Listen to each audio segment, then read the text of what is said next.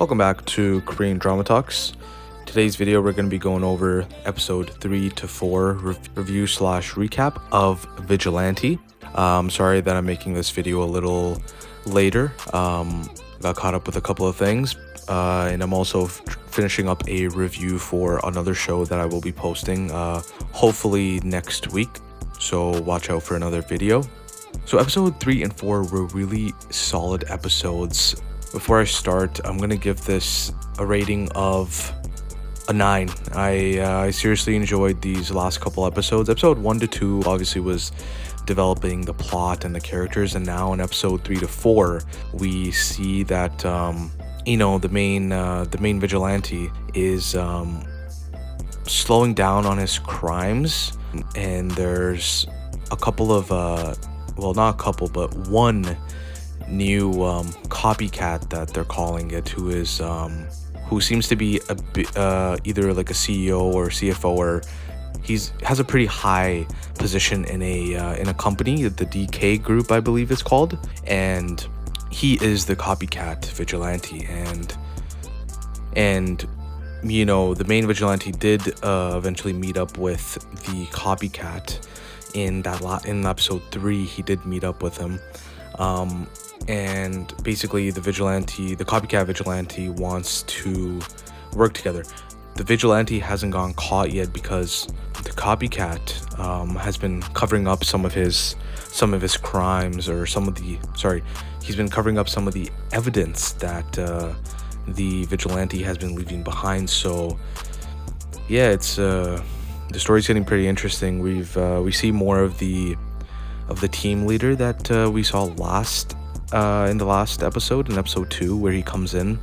We see a little bit more of him in episode 3 and 4. He's more involved now in this case, and we see his supernatural strength, and yeah, like he's super strong, as we've seen in episodes 3 and 4, and it seems like in the last episode there, in episode 4, it seems like he knows the identity of the vigilante as he confronts Jeon, and basically saying, hey, stop doing these crimes, and which he says, hey, I don't know what you're talking about, right? So yeah, the show is getting pretty interesting. The reporters obviously have their own little storyline. They're obviously trying to cover the main vigilante's crime, not the copycat. They're not interested in the copycat. They're basically doing a stakeout at the hospital, which worked to some degree. The main reporter that's been covering the vigilante did get some footage of the vigilante, but they didn't get his face. In the last review, I said that I don't think the vigilante is going to get caught, and well, so far in episodes 3 and 4, he's only committed, I think, 2 crimes, and they could have easily caught him, but the copycat vigilante saved him, basically. We see an example of that in the closing minutes of episode 4, pretty much, where the professor called him out on, like, hey, why is your face hurt?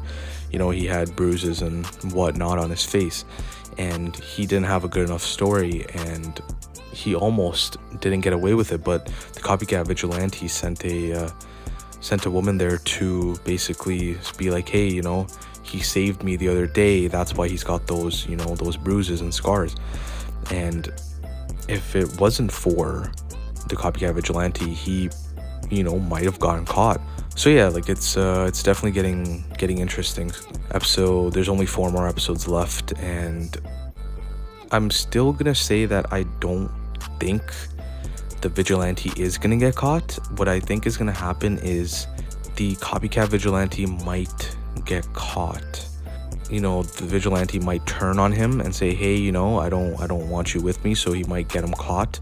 But still, that people in the news still think that the crimes that were committed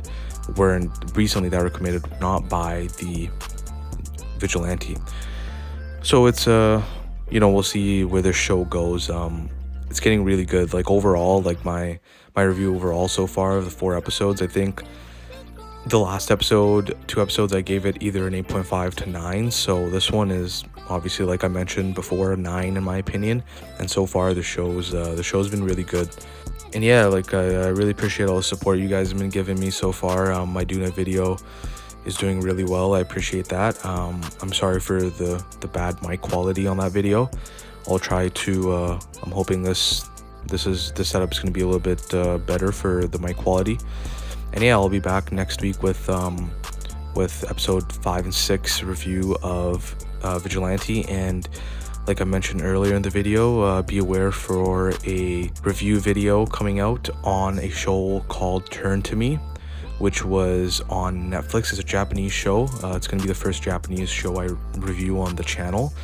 So hopefully you guys will be interested in that review. And with that, this has been Korean Drama Talks, and I will see you all in the next video. Peace.